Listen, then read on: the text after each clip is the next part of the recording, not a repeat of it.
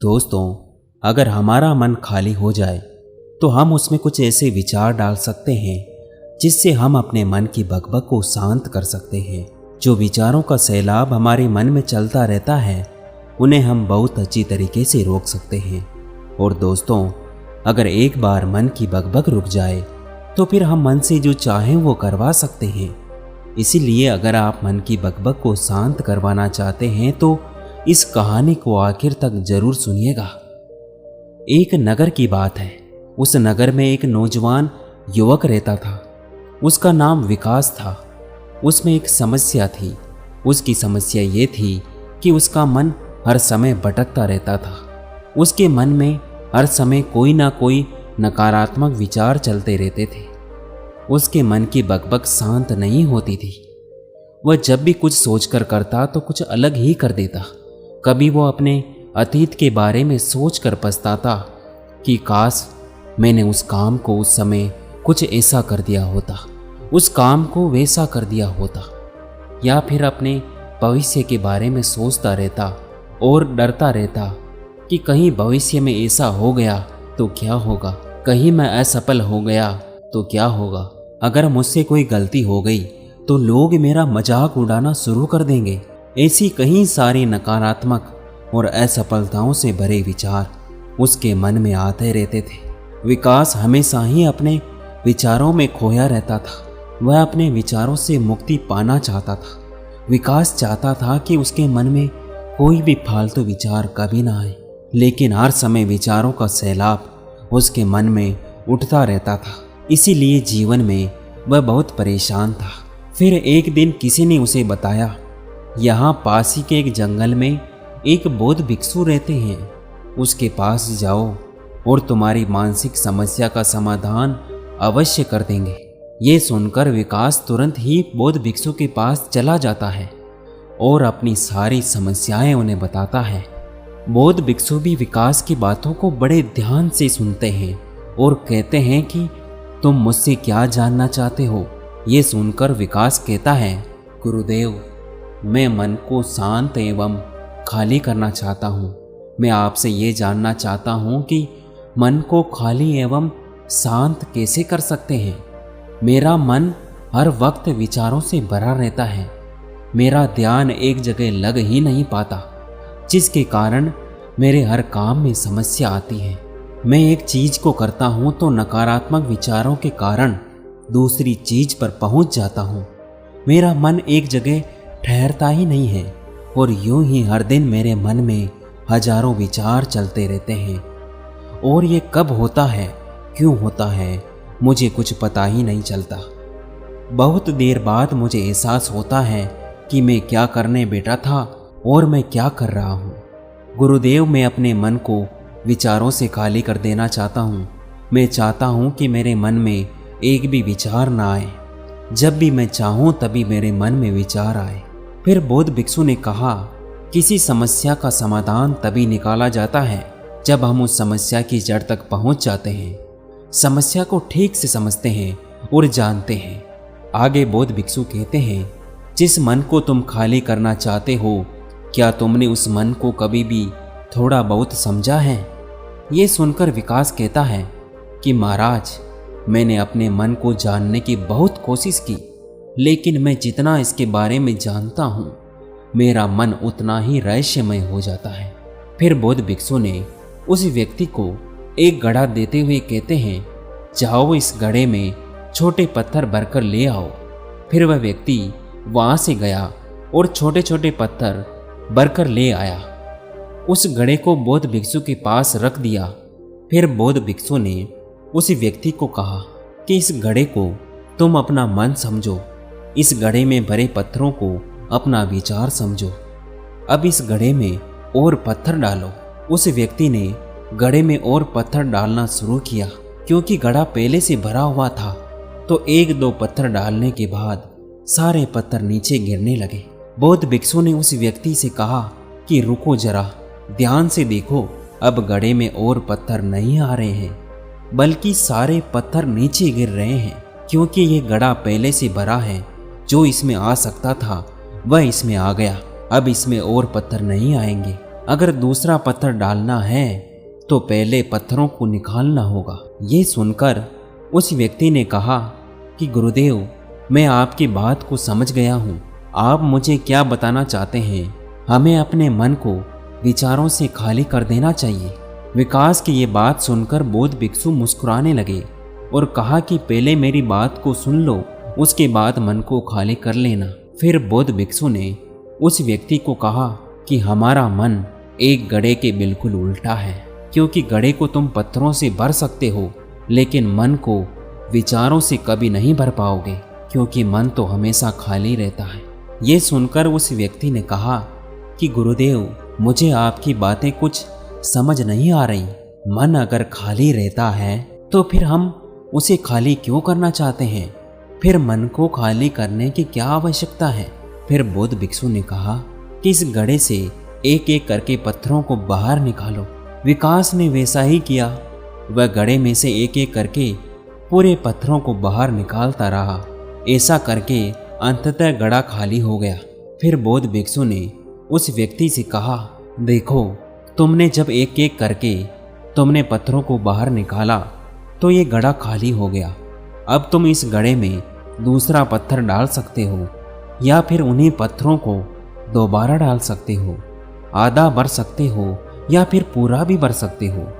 फिर वह व्यक्ति कहता है, गुरुदेव, मैं भी तो यही कह रहा हूँ कि मुझे अपने मन को खाली करना है।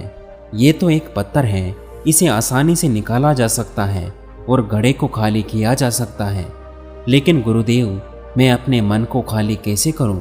फिर बौद्ध भिक्षु ने कहा कि इस घड़े में से एक पत्थर डालो और 2 पत्थर निकालो। ये सुनकर विकास कहता है कि महाराज, ऐसा कैसे हो सकता है? ये कोई चमत्कारिक घड़ा तो है नहीं जो एक डालो तो 2 निकल आएंगे और 2 डालो तो 4 निकल आएंगे। ये सुनकर बौद्ध भिक्षु ने कहा कि ये घड़ा तो चमत्कारिक नहीं है, लेकिन तुम्हारा मन तो चमत्कारिक है। उसमें से अगर तुम्हें एक विचार बाहर निकालते हो तो उसके साथ 2 विचार आते हैं, और जब तुम उन 2 विचारों को पकड़ते हो तो उसके साथ 4 विचार निकलते हैं, और ऐसा करते करते विचारों की एक लंबी श्रृंखला बन जाती है और फिर तुम कहीं नहीं रुकते, एक के बाद एक विचार को पकड़ते जाते हो। ये मिट्टी का घड़ा तो पत्थरों से भर जाएगा, लेकिन तुम्हारा मन कभी नहीं भरता, वह हमेशा खाली रहता है, लेकिन वह खाली नहीं करता। ये इस मन की माया है कि सब कुछ है लेकिन फिर भी कुछ नहीं है। फिर उस व्यक्ति ने कहा कि गुरुदेव, मैं आपकी बात को समझ रहा हूँ, लेकिन क्या मैं हमेशा अपने विचारों के जाल में फंसा रहूँगा? क्या मन के इस माया जाल से निकलने का कोई रास्ता नहीं है? फिर बौद्ध भिक्षु ने कहा, इस मिट्टी के घड़े में से आधा पत्थर भर दो। फिर उस व्यक्ति ने ऐसा ही किया। फिर बौद्ध भिक्षु ने कहा, अब इन पत्थरों में से कोई एक पत्थर लो और एक पत्थर की छोटी सी मूर्ति बनाकर मुझे दे दो। मैं जानता हूँ कि तुम एक बहुत अच्छे कलाकार हो। विकास ने एक पत्थर निकाला और उस पत्थर को बौद्ध भिक्षु के सामने तराशने लगा। पत्थर को तराशते वक्त उसे लगा कि ये पत्थर अच्छा नहीं है। फिर उसने दूसरा पत्थर घड़े से निकाला, लेकिन उसे भी वह पत्थर पसंद नहीं आया। फिर उसने तीसरा पत्थर निकाला, उसे तीसरा पत्थर भी पसंद नहीं आया, उसका रंग अच्छा नहीं था। ऐसा करते करते उस व्यक्ति ने सारे पत्थरों को बाहर निकाल दिया। उस व्यक्ति को ऐसा करते हुए बौद्ध भिक्षु बड़े ध्यान से देख रहे थे। फिर बौद्ध भिक्षु ने कहा कि जब तुमने पहला पत्थर निकाला था, उस पत्थर को ये समझकर तराशो कि इसके बाद तुम्हारे पास कोई और पत्थर नहीं है और एक ही पत्थर तुम्हारे पास है। फिर उस व्यक्ति ने जैसा गुरुदेव ने कहा था उसी एक पत्थर को लेकर तराशना शुरू किया। फिर उसने उस पत्थर से एक बहुत ही सुंदर मूर्ति बनाई और बौद्ध भिक्षु को भेंट किया। फिर उस व्यक्ति ने कहा कि गुरुदेव, इस पत्थर से इतनी सुंदर मूर्ति बन सकती थी, ये मैंने कभी नहीं सोचा था। फिर उस व्यक्ति की बात सुनकर बौद्ध भिक्षु ने कहा कि जब तुम्हारे पास कोई और दूसरा विकल्प नहीं होता, तब हम उस विकल्प में ही संपूर्ण ऊर्जा लगाते हैं और उसी को सबसे बेहतर बनाते हैं। जब हमारे पास कई सारे विकल्प होते हैं तो हम पत्थर चुनते भी नहीं और मूर्ति बनती भी नहीं। हमारा मन भी एक विचार के पीछे हजारों विकल्प खोल के रख देता है एक मुख्य विचार को छोड़कर उन हजारों फालतों के विचार में उलझकर रह जाता है। फिर उस व्यक्ति ने कहा कि गुरुदेव, मैं आपकी बातों को बहुत अच्छे से समझ गया हूँ, लेकिन अब मुझे क्या करना चाहिए? कृपया मेरा मार्गदर्शन कीजिए। बौद्ध भिक्षु ने कहा, मन को खाली करना, साफ करना 1-2 दिन का काम नहीं है। ये बहुत लंबी प्रक्रिया है। क्या तुम इसके लिए तैयार हो? युवक कहता है कि जी गुरुदेव, मैं इसके लिए तैयार हूँ, चाहे कितनी भी लंबी प्रक्रिया क्यों ना हो। फिर बौद्ध भिक्षु ने उस युवक से कहा कि मन को खाली एवं नकारात्मक विचारों से दूर रखने के 5 तरीके हैं। आओ एक एक करके समझते हैं। पहला तरीका, ऐसे लोगों का साथ छोड़ दो जो तुम्हें कमजोर और पिछड़ा हुआ समझते हैं और लक्ष्यहीन महसूस कराते हैं। अक्सर हमारे पास ऐसे लोग होते हैं जो हमसे पद और धन में ऊपर होते हैं और इसी पद और धन के घमंड में वह अपने नीचे वाले लोगों को कुछ भी नहीं समझते। इसीलिए ऐसे लोगों के पास रहना ही नहीं चाहिए। ऐसे लोग अपने से छोटे लोगों को हमेशा यही महसूस कराते हैं कि आप कितने छोटे हैं। इसीलिए वह छोटे लोग अपने जीवन में कुछ बड़ा हासिल नहीं कर सकते। इसके अलावा कई बार हमारे मित्र और घर परिवार के सदस्य भी ऐसे होते हैं जो अक्सर छोटा महसूस कराते हैं, हमें नीचा दिखाने की कोशिश करते हैं, लोगों के सामने हमारा मजाक बनाते हैं। ऐसे लोगों से जितना दूर हो सके उतना दूर रहें। ये लोग ऐसे होते हैं कि तुम्हारी नज़रों से तुम्हारी गरिमा को दूर करके तुम्हें लक्ष्यहीन बनाते हैं और फिर तुम्हें खुद की काबिलियत पर शक होना शुरू हो जाता है। तुम्हारे अंदर खुद के प्रति नकारात्मक भावना आ जाती है और ये नकारात्मक विचार हमें मानसिक तनाव और चिंता की ओर ले जाते हैं। फिर बौद्ध भिक्षु ने दूसरा तरीका बताते हुए कहते हैं कि तुम बहुत ही कम और चुनिंदा लोगों को ही अपना मित्र बनाओ। ऐसे लोगों को अपना मित्र बनाओ जिससे तुम कुछ सीख सकते हो, तुम्हारी इज्जत करते हो, तुम्हारी भावनाओं को समझते हो, जिसकी सोच तुमसे मेल खाती हो, जो जीवन में आगे बढ़ने में सहायता करें। हमारे जीवन में और हमारे चरित्र में हमारे माँ बाप के बाद हमारे मित्रों का सबसे बड़ा योगदान होता है। इसीलिए मित्रों का सही होना भी आवश्यक है। ऐसा कहा जाता है कि तुम उन 5 लोगों का प्रतिबिंब हो जिसके साथ तुम सबसे ज़्यादा वक्त बिताते हो।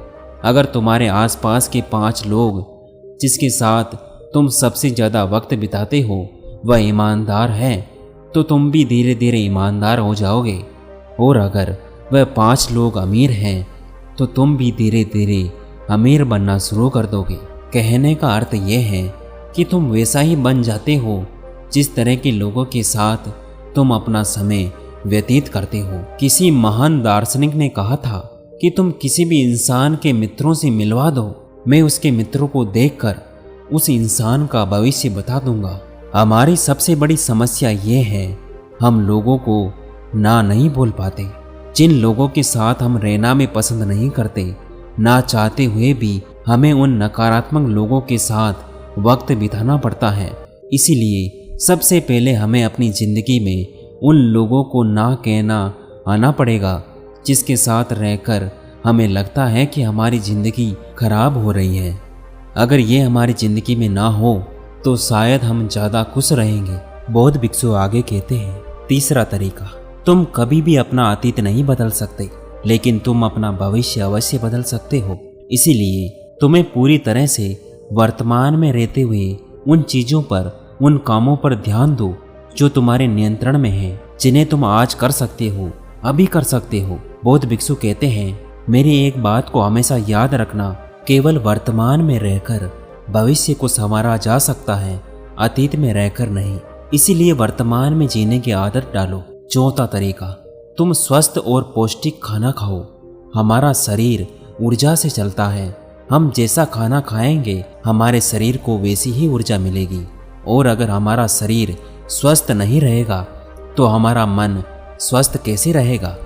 जब शरीर कमजोर और बीमार रहता है तो मन में कई सारे नकारात्मक विचार आते हैं, और स्वस्थ शरीर में स्वस्थ दिमाग का वास होता है। इसीलिए शरीर को स्वस्थ और मजबूत रखना हमारी जिम्मेदारी है। बौद्ध भिक्षु कहते हैं, पांचवा तरीका, कि रोज ध्यान करो। ध्यान करने का सबसे उपयुक्त समय सुबह या फिर रात का होता है। ऐसा करने से तुम अपने मन के विचारों पर कंट्रोल कर पाओगे। दोस्तों, इस वीडियो में बस इतना ही। अगर आपको ये कहानी अच्छी लगी हो तो हमें कमेंट करके ज़रूर बताएं और ऐसी ही कहानियाँ सुनने के लिए इस चैनल को ज़रूर सब्सक्राइब करें। धन्यवाद।